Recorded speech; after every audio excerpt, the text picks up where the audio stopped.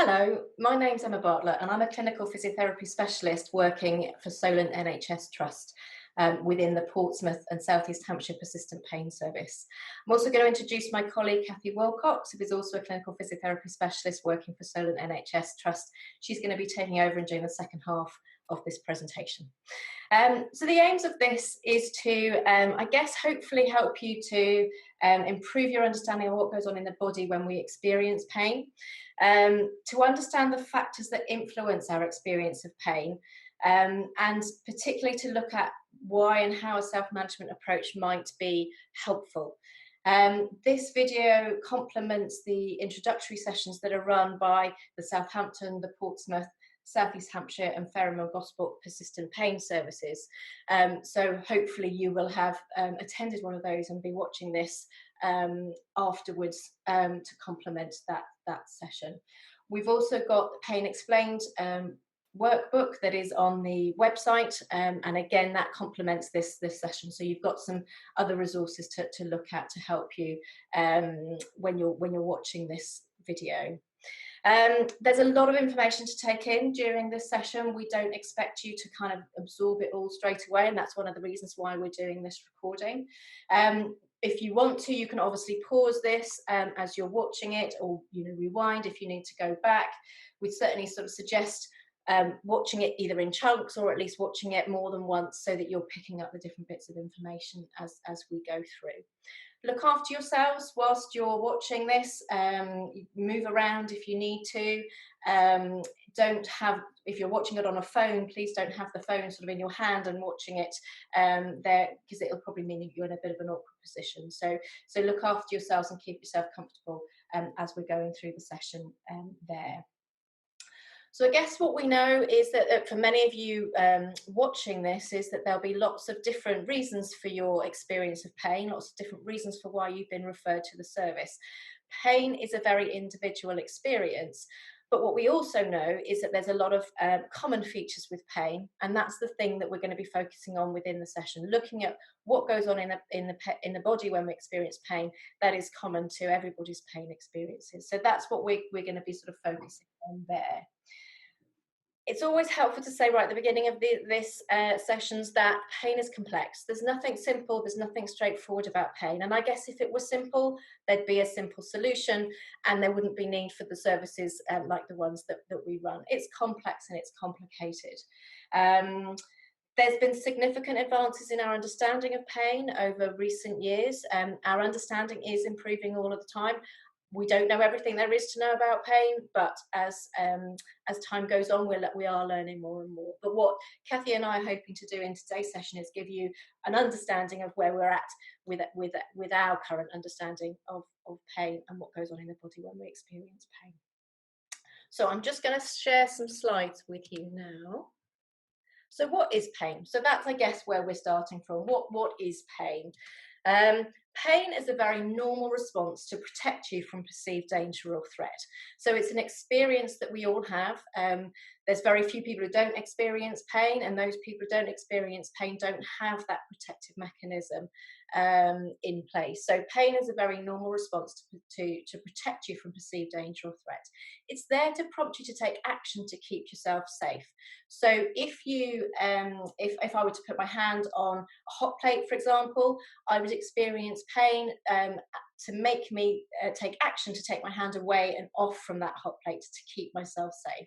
So that's why we're experiencing pain, to help to protect us. What's quite key in that definition is that it's a response to protect you from perceived danger or threat, and the perceived is quite a key word in there.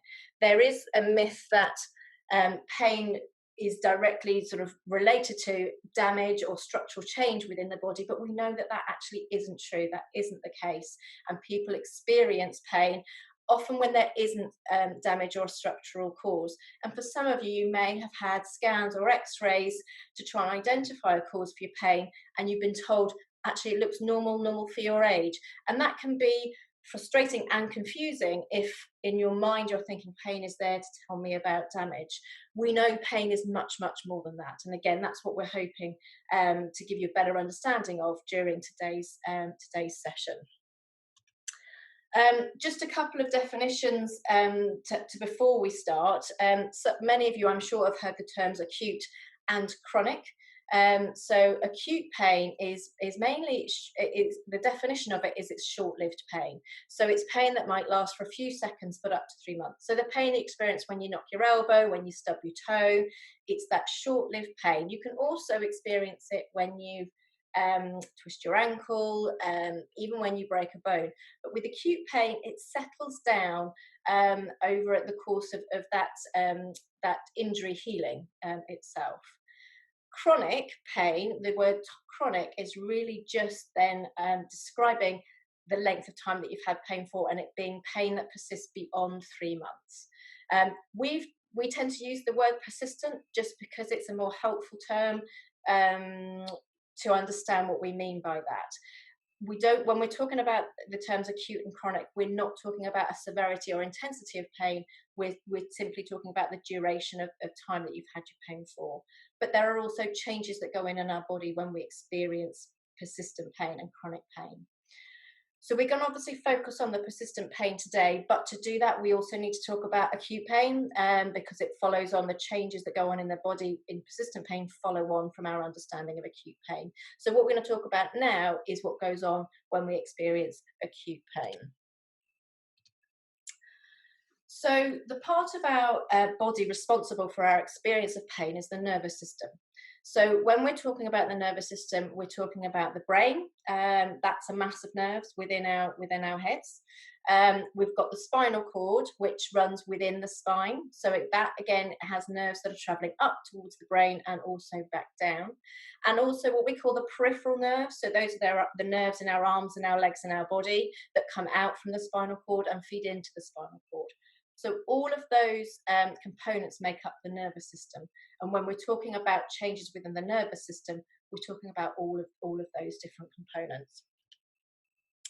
So at the ends of the peripheral nerves, so the nerves in our arms, legs, and our body, we've got detectors at the end of them. So these detectors are there to pick up change in the area.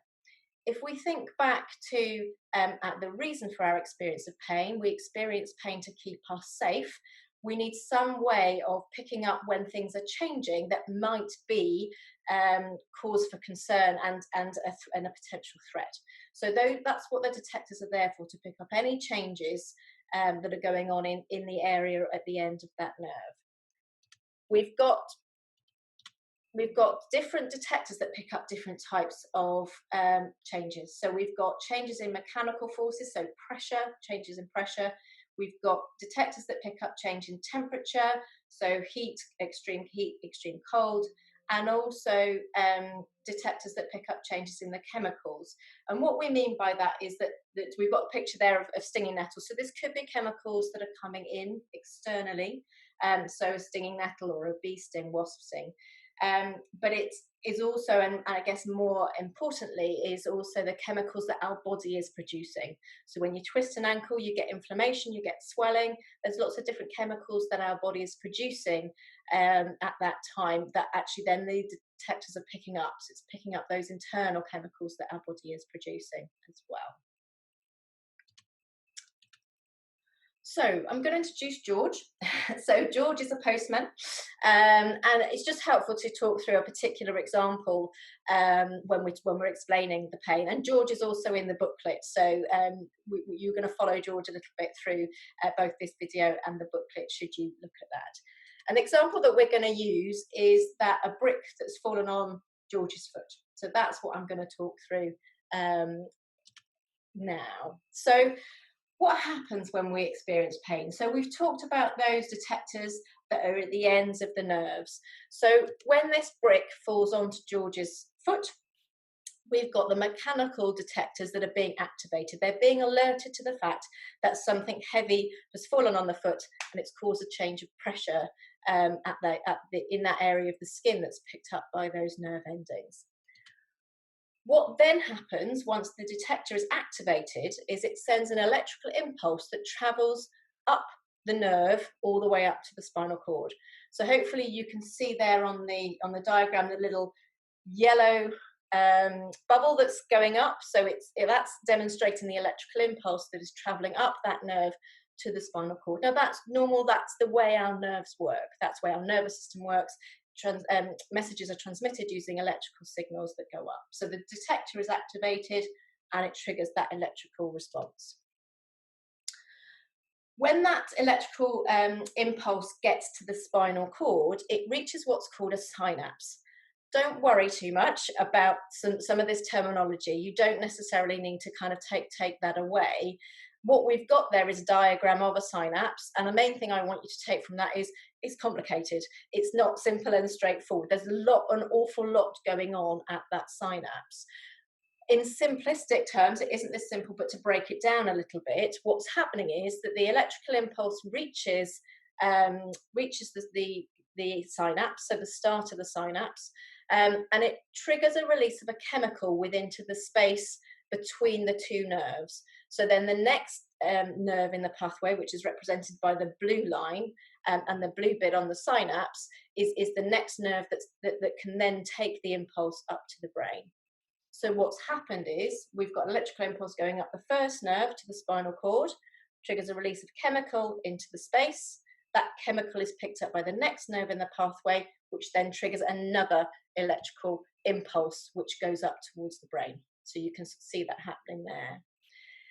What's happening here is that we're getting a danger message that's going up to the brain. So a message is going up to the brain, up to the spinal, through the spinal cord and up to the brain to say there's something happening in the foot, there's been a change in pressure, you need to pay some attention to this.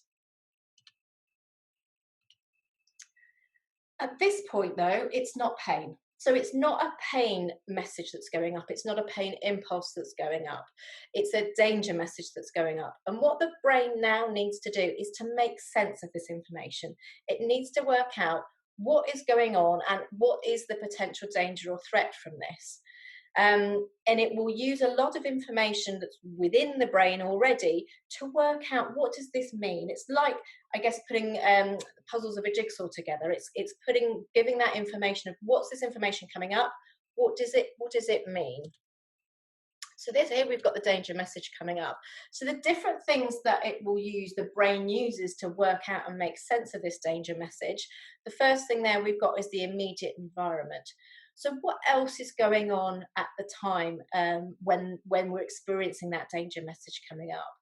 So if we go back to George, so if George is experiencing this message coming up, if this brick has fallen on his foot at the time, maybe when he's crossing the road and he sees that there's a big lorry coming towards him, the chances are he's not going to experience very much pain in that foot at the time, because at that moment the brain is concluding there's a bigger danger, there's a bigger threat going on, which I'm then going to focus on. So what else is going on around us is really important with whether or not the brain then concludes that this is something that it needs to focus on and needs to worry about. So that's the first thing in there. It's what's going on in the immediate environment. What's happened in the past is really important as well for our interpretation and understanding of these danger messages. So we can think if George in the past has had a brick fallen on his foot and it caused him to break one of the bones in his foot, then his nervous system will be more aware of the consequences of what happened the last time this message came up. So it's working on the last time this message came up, what did it mean? What were the consequences? If there were significant consequences, then we're likely to experience more pain to make us take action to keep ourselves safe. So our brain and our nervous system works very much on learning from what's happened in the past and takes the learning from that to influence its evaluation of the new experience that's going on.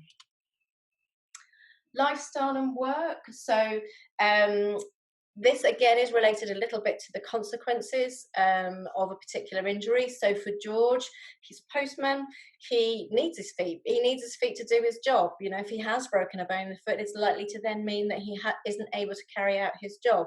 That may have an impact on on getting paid, finances, that type of thing. So the consequences for him would be bigger than, say, he had a more sedentary job, which he could continue.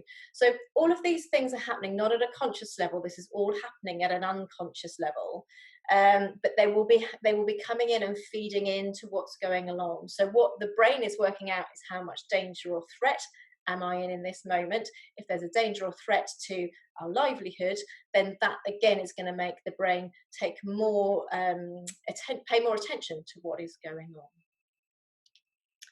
Our thoughts and our feelings, they're another thing that will influence our experience of pain.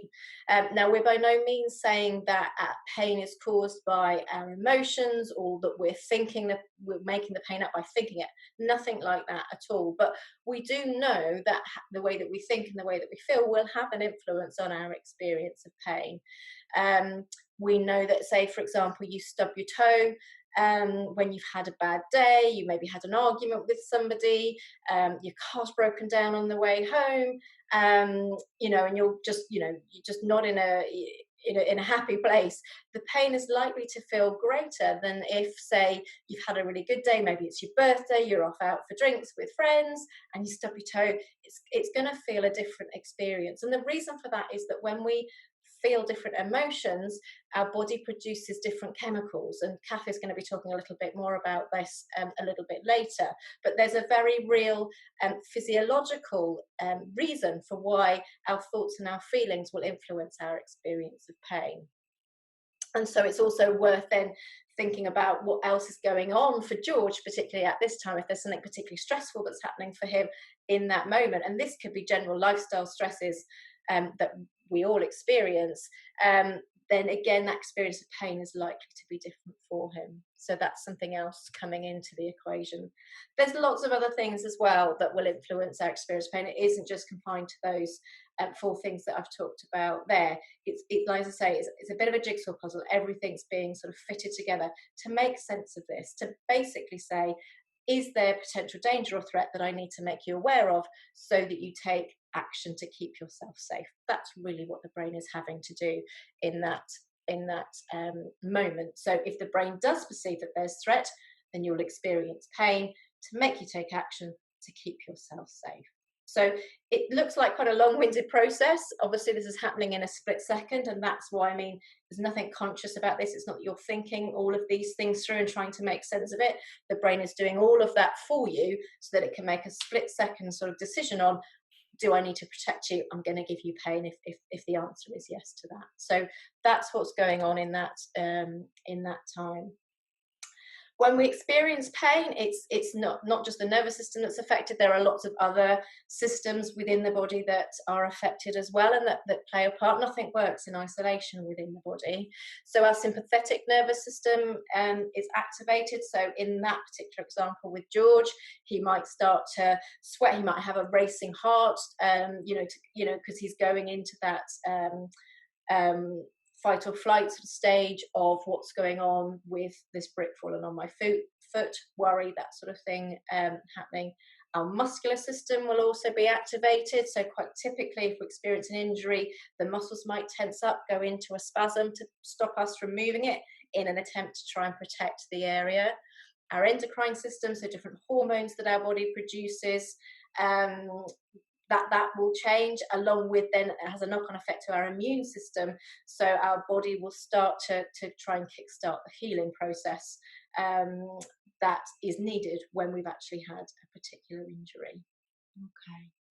So that's quite complex for the first half. I'm going to hand over to Kathy now, who'll be talking a little bit more about what goes on when pain persists. But hopefully that's helpful, at least to give you the starting point around what goes on when we experience sort of a specific injury and acute pain. So, I work with Southampton pain team, and again, I'm another physiotherapist. So Emma's been talking, you've been watching for a little while, so just invite you to move in any way that feels right for you, change position, have a wiggle, take a few deep breaths, and again, set yourself up so that you feel as comfortable as is possible. Okay. Now, Emma's been explaining about acute pain, and now we're going to look at what happens when pain persists. This process, when pain persists, is called sensitization, and it occurs in the peripheral nervous system, in the spinal cord, and in the brain. Okay. This sensitization can be after an injury, such as George's brick on his foot has healed. It can also be ongoing pain related to a long-term health condition. And for some people, pain can develop for no reason whatsoever. Okay, so persistent pain can happen for a variety of reasons. But let's have a look now at the sort of science behind this. Okay, so now we're going to look in a bit more depth at what happens when pain persists. And we're going back to that diagram with the peripheral nerve, the spinal cord, and the brain. And we're still using the example that Emma gave us of the brick that fell on George's foot, so mechanical detectors have been stimulated. Now, George's brain wants to know more about this threat, so it can make the best judgment of how to react. So in order to do that, the nervous system becomes sensitized. And there are various changes that take place within it.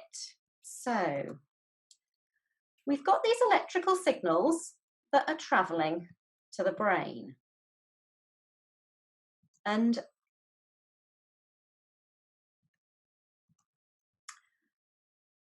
as the brick fell on the foot, quite a lot of stimulus would have been needed to send that electrical signal. But in order to learn more about the threat and to sensitize the nervous system, changes take place within that peripheral nerve ending and also in the tissues, so that it takes far less stimulus to send the electrical signal along the peripheral nerve. And so more electrical signals are passing up. Changes then take place within the synapse. And Emma alluded to how complicated the processes are within the spinal cord. And the last article that I had the pleasure of reading spoke about 42 different neurotransmitters that were responsible for controlling this passing of the electrical signal from the peripheral nerve up the spinal cord. And what happens is, in order to sensitize this nervous system, the chemical concentrations actually change, which allow more messages, more danger signals to pass through. So we've got more signals traveling up, more signals passing into the spinal cord, and more signals reaching the brain. The nervous system has become sensitized. So the messages that have been traveling to the brain increase.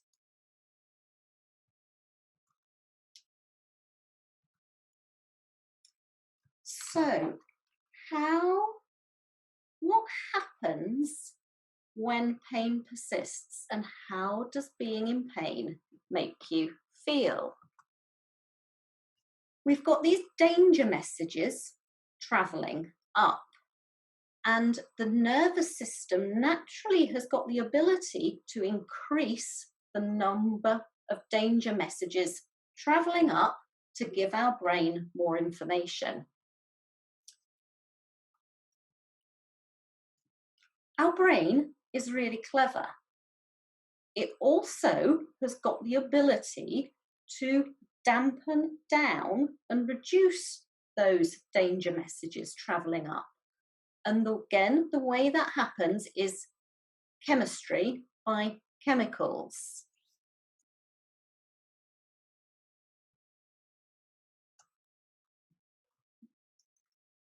Being in pain affects our mood.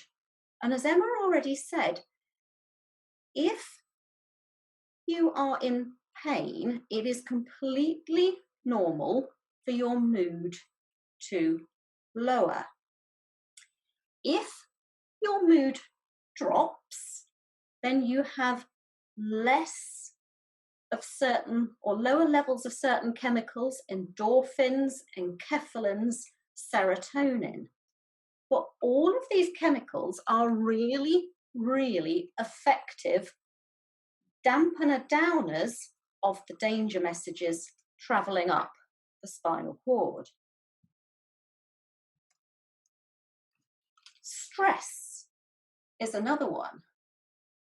If we are being in pain, makes people feel stressed. Stress hormone, cortisol, is a chemical that will increase and turn up the volume of the danger messages reaching the brain. Our brain has got the ability to decide that it's not in our best interests to feel pain at some particular point. So, for example, it's a slightly ridiculous example, but in the case of a lion chasing George, who dropped a brick on his foot, very quickly our brain would decide that it's not in our best interests to feel pain at that particular moment, and would put down a great big chemical blocker. So our brain has got the ability to turn the volume up, to turn the volume down.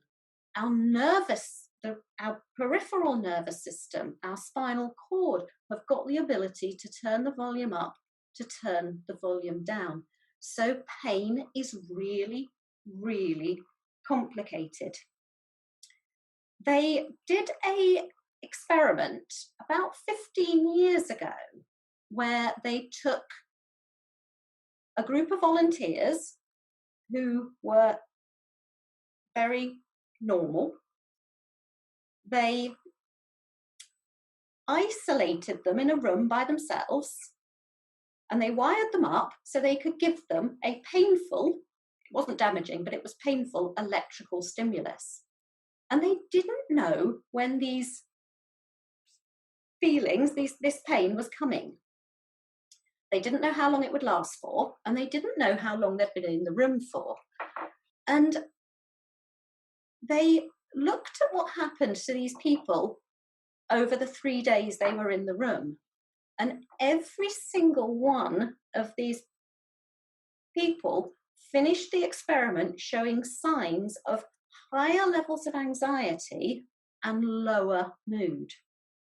So pain is a very normal response to being in pain, for stress levels to increase, mood to drop, but the way we're wired is that this response will turn the volume up. Hold on.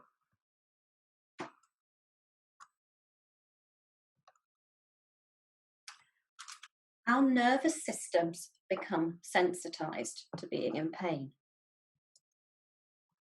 And what we find is that something that might not have hurt starts to hurt, and something that may have hurt a bit starts to hurt a whole lot more.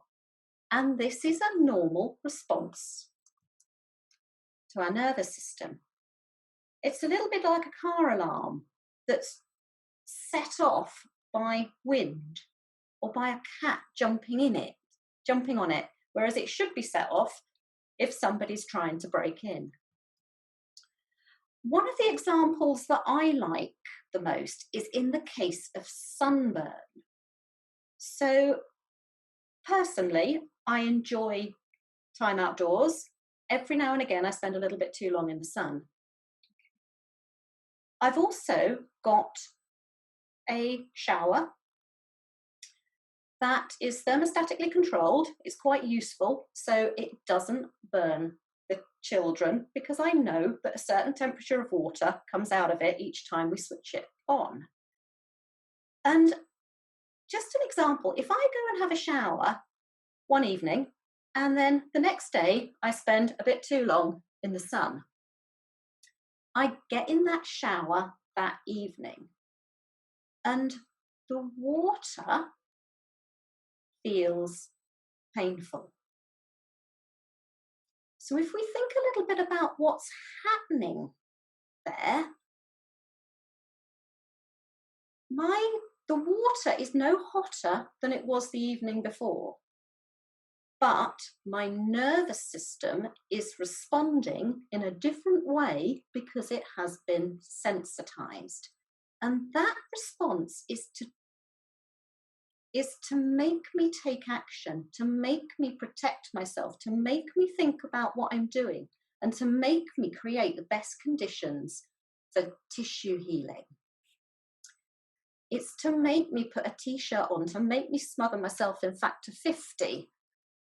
And what we would normally expect to see with acute pain is that this response lasts for a few days, for a few weeks, for as long as it takes for tissues to heal, for as long as it takes for George's foot to heal, for my sunburn to heal.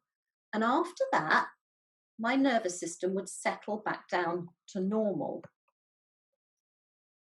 What we know is that for people, when pain persists, for some reason, their nervous system doesn't settle back down to normal again.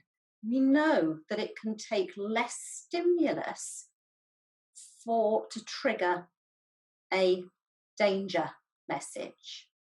We know, and they know, that the concentrations of these chemicals in that synapse are altered. The nervous system does not settle back to a normal level of sensitivity. We don't fully understand why. We know that people with a sensitized nervous system sometimes tell us that pain may spread, pain changes, sometimes pain worsens, that movements, even small ones, may be painful. And these are movements that aren't threatening, aren't damaging to our tissues, but are being perceived as threatening by the nervous system. We know that pain may become less predictable. We know that pain may be influenced by mood. People tell us that if I'm having a bad day, when I'm stressed, my pain's worse. How can that be? And we say, well, yes, there's science behind it.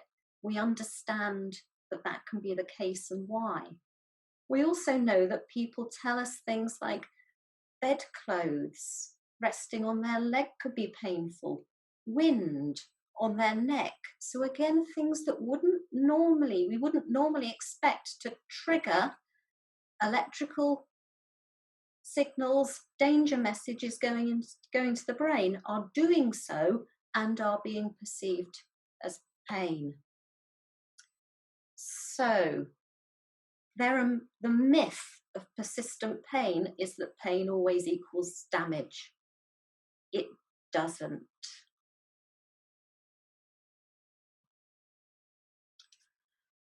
Persistent pain is far less to do with ongoing or recurrent damage in the body, but is more to do with changes in the nervous system.